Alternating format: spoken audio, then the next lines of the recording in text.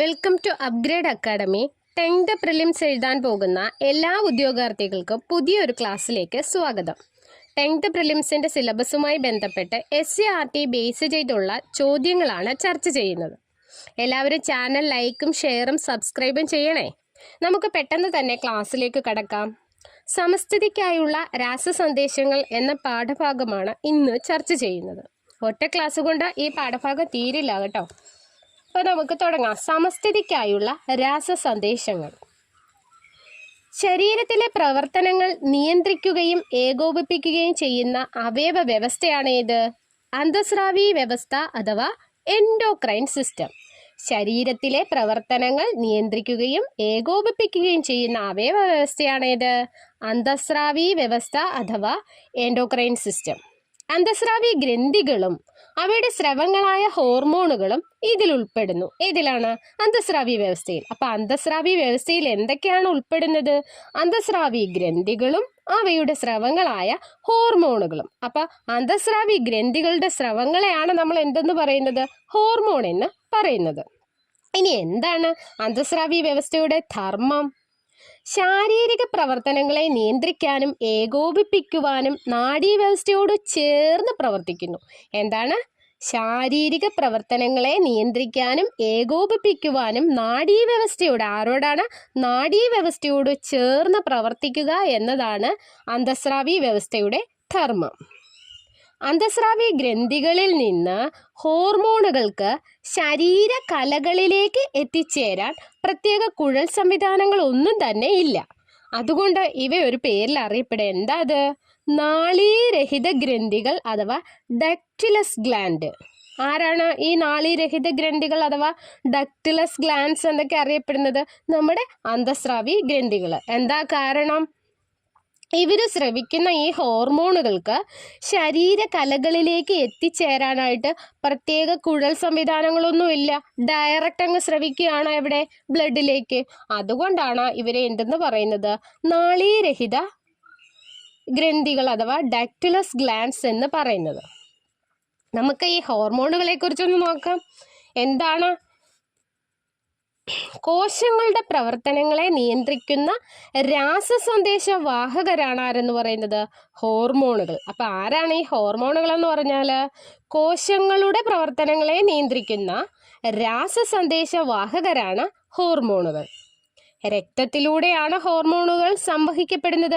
നമ്മൾ നേരത്തെ പറഞ്ഞു. എന്താണ്? ഇവര് ഡക്റ്റിലസ് ഗ്ലാൻഡ്സ് ആണ്, ഈ അന്തസ്രാവി ഗ്രന്ഥികൾ എന്ന് പറഞ്ഞു. അവർ സ്രവിക്കുന്നതാണ് ഹോർമോൺസ്. അവർക്ക് ശരീര കലകളിലേക്ക് എത്തിച്ചേരാനായിട്ട് പ്രത്യേക കുഴൽ സംവിധാനങ്ങളൊന്നും ഇല്ല എന്ന് നമ്മൾ പറഞ്ഞു. അതുകൊണ്ട് തന്നെ രക്തത്തിലൂടെയാണ് ഹോർമോണുകൾ സംവഹിക്കപ്പെടുന്നത്. അപ്പോൾ കോശങ്ങളുടെ പ്രവർത്തനങ്ങളെ നിയന്ത്രിക്കുന്ന രാസസന്ദേശ വാഹകരാണ് ഹോർമോണുകൾ. രക്തത്തിലൂടെയാണ് ഈ ഹോർമോണുകൾ സംവഹിക്കപ്പെടുന്നത്. ഓരോ ഹോർമോണും പ്രത്യേക ഗ്രാഹികളുള്ള കോശങ്ങളിൽ മാത്രമേ പ്രവർത്തിക്കുകയുള്ളൂ. ഓരോ ഹോർമോണും പ്രത്യേക ഗ്രാഹികളുള്ള കോശങ്ങളിൽ മാത്രമേ പ്രവർത്തിക്കുകയുള്ളൂ.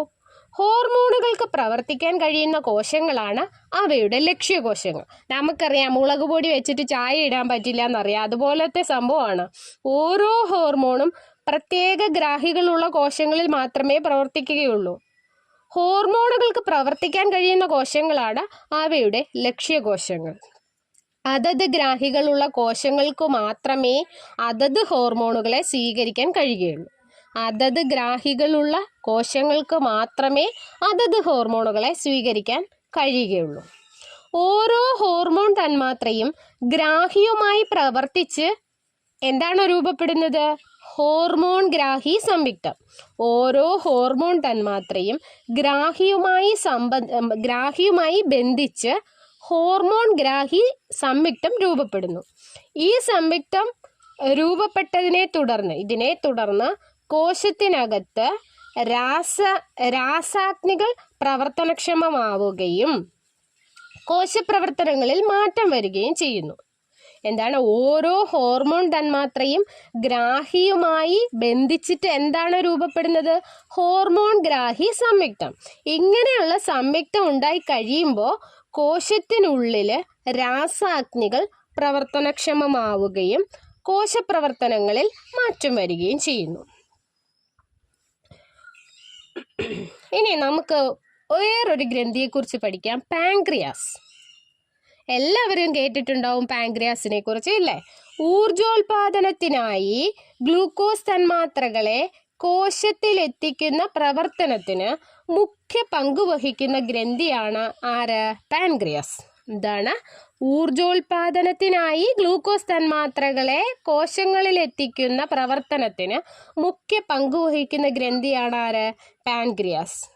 ആമാശയത്തിന്റെ തുടർച്ചയായ, ഏതാണ് ആമാശയത്തിന്റെ തുടർച്ചയായി വരുന്ന ഭാഗം? പക്വാശയം. ആമാശയത്തിന്റെ തുടർച്ചയായ പക്വാശയത്തിലേക്ക് ബന്ധിപ്പിക്കപ്പെട്ട ഗ്രന്ഥിയാണ് ഏതെന്ന് പറയുന്നത്? പാൻക്രിയാസ്. അപ്പോൾ ഊർജോൽപാദനത്തിനായി ഗ്ലൂക്കോസ് തന്മാത്രകളെ കോശങ്ങളിൽ എത്തിക്കുന്ന പ്രവർത്തനത്തിന് മുഖ്യ പങ്ക് വഹിക്കുന്നത് പാൻക്രിയാസ് ആണ്. ആമാശയത്തിന്റെ തുടർച്ചയായ പക്വാശയത്തിലേക്ക് ബന്ധിപ്പിക്കപ്പെട്ട ഗ്രന്ഥിയും ഏത് തന്നെയാണ്? പാൻക്രിയാസ് ആണ്. പാൻക്രിയാസിലെ ഐലറ്റ്സ് ഓഫ് ലാംഗർഹാൻസ് എന്ന കോശ സമൂഹത്തിലെ ബീറ്റാ കോശങ്ങൾ ഉൽപ്പാദിപ്പിക്കുന്ന ഹോർമോൺ ഏതാണ്? ഇൻസുലിൻ. ഇൻസുലിൻ നമുക്ക് എല്ലാവർക്കും ഫെമിലിയർ ആയതാണ്. ഇപ്പോഴത്തെ ജീവിതശൈലി രോഗങ്ങളിൽ ഒരു പ്രധാനപ്പെട്ട രോഗമാണ് ഡയബറ്റീസ് അല്ലേ? നമ്മൾ ഷുഗർ എന്നൊക്കെ പറയുന്നതിന് അതുമായി ബന്ധപ്പെട്ട ഇൻസുലിൻ എന്ന വാക്ക് എല്ലാവർക്കും സുപരിചിതമാണ്. അപ്പം ഇൻസുലിൻ എന്നതൊരു ഹോർമോണാണ്. ആരാണ് ഉൽപ്പാദിപ്പിക്കുന്നത്? ഇൻസുലിൻ ഉൽപ്പാദിപ്പിക്കുന്നത് ആരാണ്? പാൻക്രിയാസിലെ ഐലറ്റ്സ് ഓഫ് ലാംഗർഹാൻസ് എന്ന കോശ സമൂഹത്തിലെ ബീറ്റാ കോശങ്ങളാണ് ആരെ ഉൽപ്പാദിപ്പിക്കുന്നത്? ഇൻസുലിൻ എന്ന ഹോർമോണിനെ ഉൽപ്പാദിപ്പിക്കുന്നത്. ഈ പാൻക്രിയാസിലെ തന്നെ ഐലറ്റ്സ് ഓഫ് ലാംഗർഹാൻസ് എന്ന കോശ സമൂഹത്തിലെ ആൽഫ കോശങ്ങൾ അപ്പോൾ എന്താണ് ഉൽപ്പാദിപ്പിക്കുന്നത്? വേറൊരു ഹോർമോണാണ് ഗ്ലൂക്കഗോൺ. അപ്പോൾ ഇൻസുലിൻ ഉൽപ്പാദിപ്പിക്കുന്നത് ബീറ്റാ കോശങ്ങളും ഗ്ലൂക്കഗോൺ ഉൽപ്പാദിപ്പിക്കുന്നത് ആൽഫ കോശങ്ങളുമാണ്. അപ്പം നമ്മൾ രണ്ട് ഹോർമോണുകളെ കുറിച്ചാണ് ഇവിടെ പഠിച്ചത്. ഏതൊക്കെയാണ്? ഇൻസുലിനും ഗ്ലൂക്കഗോണും. ഇവർ രണ്ടും ഉണ്ടല്ലോ, അത്ര കൂട്ടൊന്നുമില്ല കേട്ടോ. അപ്പം ഇൻസുലിൻ എന്താ ജോലി? ഗ്ലൂക്കോസിനെ കോശങ്ങളിലേക്ക് പ്രവേശിപ്പിക്കുന്നു. കരളിലും പേശികളിലും വച്ച് ഗ്ലൂക്കോസിനെ ഗ്ലൈക്കോജനാക്കി മാറ്റുന്നു. ഇതൊക്കെയാണ് ആരുടെ ജോലി? ഇൻസുലിൻ. മറ്റേ ആൾ നേരെ വിപരീതമാണ്. മറ്റേ ആൾ ആരാണ്?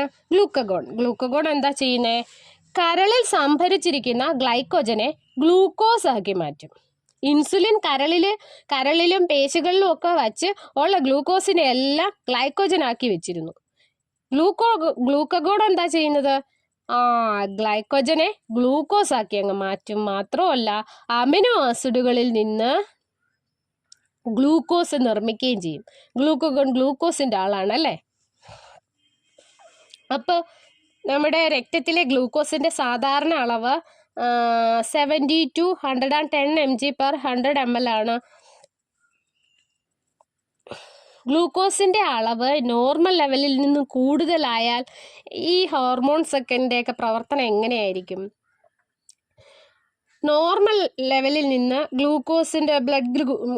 ബ്ലഡിൽ ഗ്ലൂക്കോസിൻ്റെ ലെവൽ കൂടിയാൽ ഗ്ലൂക്കഗോണിൻ്റെ ഉൽപ്പാദനം അങ്ങ് കുറയും. ഗ്ലൂക്കഗോണിൻ്റെ ഉൽപ്പാദനം കുറയും. ഗ്ലൂക്കഗോൺ എന്ന് പറയുന്നത് ആരാണ്? നമ്മുടെ ഒരു ഹോർമോണാണ്. ആ ഗ്ലൂക്കഗോണിൻ്റെ ഉൽപ്പാദനം അങ്ങ് കുറയും. ഇൻസുലിൻ്റെ ഉൽപ്പാദനം കൂടുകയും ചെയ്യും. എന്താണ്? ഗ്ലൂക്കോസിൻ്റെ അളവ് നമ്മുടെ ബ്ലഡ് ലെവലിൽ കൂടിയാൽ ഇൻസുലിൻ്റെ ഉൽപ്പാദനം കൂടുക എന്ന് വെച്ചാൽ ഓട്ടോമാറ്റിക്കായിട്ട് ഷുഗർ ലെവൽ താക്കാൻ വേണ്ടിയിട്ട് ഇൻസുലിൻ്റെ ഉൽപ്പാദനം അങ്ങോട്ട് കൂട്ടും. ഇനി ലെവൽ കുറവാണെങ്കിൽ എന്താ?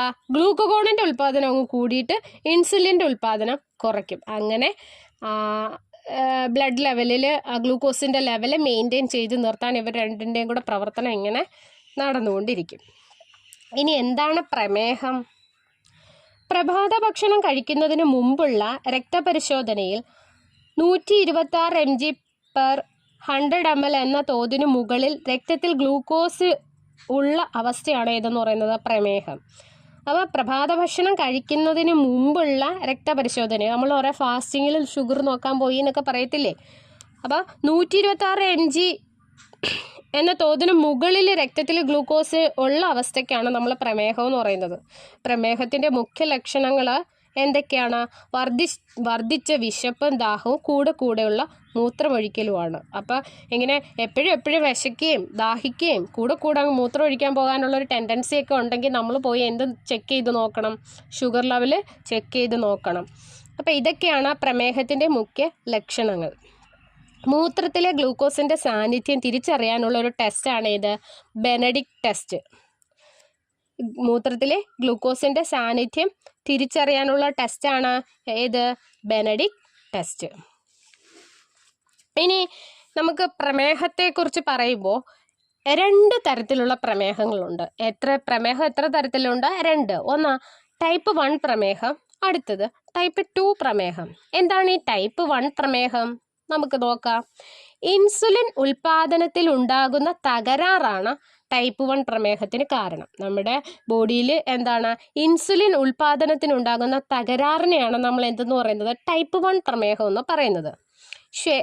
ശ്വേതരക്താണുക്കളായ ടി ലിംഫോസൈറ്റുകൾ പാങ്ക്രിയാസിലെ ബീറ്റാ കോശങ്ങളെ നശിപ്പിക്കുന്നതാണ് ഇതിന് കാരണം. നമ്മൾ പറഞ്ഞായിരുന്നു ബീറ്റാ കോശങ്ങൾ ആരെയാ ഉൽപ്പാദിപ്പിക്കുന്നതെന്നൊക്കെ നേരത്തെ നമ്മൾ പറഞ്ഞിരുന്നു അല്ലേ?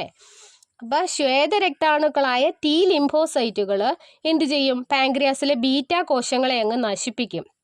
അതാണ് ഈ ടൈപ്പ് 1 പ്രമേഹത്തിന് കാരണം. അവിടെ എന്താണ്? ഇൻസുലിൻ്റെ ഉൽപാദനത്തിൽ ഉണ്ടാകുന്ന തകരാറ് ആണ് ടൈപ്പ് 1 പ്രമേഹത്തിന് കാരണമെന്ന് നമ്മൾ പറഞ്ഞു. ഇവരിങ്ങനെ നശിപ്പിക്കാൻ തുടങ്ങിക്കഴിഞ്ഞാൽ ഇൻസുലിൻ ഉൽപ്പാദിപ്പിക്കുമോ? ഇല്ല. ഇനി ടൈപ്പ് 2 പ്രമേഹം എന്ന് പറഞ്ഞാൽ എന്താണ്? ലക്ഷ്യകോശങ്ങൾക്ക് ഇൻസുലിനെ ഉപയോഗിക്കാൻ കഴിയാത്തതാണ് ടൈപ്പ് 2 പ്രമേഹത്തിനുള്ള കാരണം. ലക്ഷ്യകോശങ്ങൾക്ക് ഇൻസുലിനെ ഉപയോഗിക്കാൻ കഴിയാത്തതാണ് ടൈപ്പ് 2 പ്രമേഹത്തിനുള്ള കാരണം. പൊണ്ണത്തടിയും ജീൻ തകരാറും ഈ രോഗത്തിന് കാരണങ്ങളാണ്. വ്യായാമവും ആഹാര നിയന്ത്രണവും ആവശ്യമെങ്കിൽ മരുന്നുകളുടെ ഉപയോഗവും മൂലം രോഗാവസ്ഥ നിയന്ത്രിക്കാൻ കഴിയും.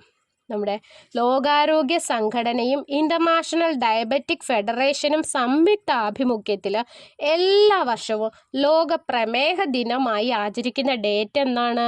നവംബർ 14. നവംബർ 14 വേറൊരു പ്രത്യേകത കൂടിയുണ്ട്, അതെല്ലാവർക്കും അറിയാമല്ലോ. അപ്പം നമ്മുടെ നീലവൃത്തമാണ് ഇതിൻ്റെ ലോഗോ എന്ന് പറയുന്നത്. ലോക പ്രമേഹ ദിനവുമായി ബന്ധപ്പെട്ടിട്ട് ഇതിൻ്റെ ലോഗോ എന്ന് പറയുന്നത് നീലവൃത്തമാണ്. അപ്പോൾ എല്ലാവരും കണ്ടന്റുകൾ നന്നായിട്ട് തറവാക്കണം, മനസ്സിലാക്കി പഠിച്ചിട്ട് സ്വന്തമായിട്ട് ക്വസ്റ്റ്യൻ പ്രിപ്പയർ ചെയ്യണം. ഒരുപാട് ക്വസ്റ്റ്യൻസ് സ്റ്റേറ്റ്മെൻറ്റ് ടൈപ്പ് ആയാലും നിങ്ങൾ തനിയെ സ്വന്തമായിട്ട് കുറേ ക്വസ്റ്റ്യൻസ് പ്രിപ്പയർ ചെയ്ത് അതിന് ആൻസർ കണ്ടെത്തി പഠിക്കണം. കണ്ടന്റ് ഫുള്ള് തറവാക്കി വെച്ചെങ്കിലേ നമുക്ക് ഗുണമുള്ളൂ. അപ്പം താങ്ക് യു.